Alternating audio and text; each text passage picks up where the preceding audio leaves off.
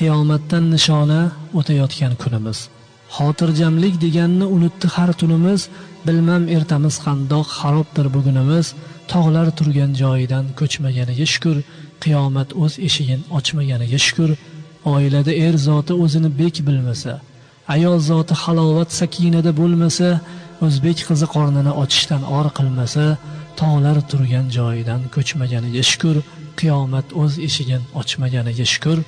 Qushlar qolib qurbaqa ko'kda qilsa parvozlar, oq qushlar maskaniga egalik qilsa g'ozlar, pora ila shogirdin yetishtirsa ustozlar, tog'lar turgan joyidan ko'chmaganiga shukr. Qiyomat o'z eshigin ochmaganiga shukr. Iymondan voz kechilsa lazzat uchun bir onlik va o'sha zot atalsa taqvodor va iymonlik, qaroqchilik hukmiga o'tsa agar posbonlik, tog'lar turgan joyidan ko'chmaganiga shukr.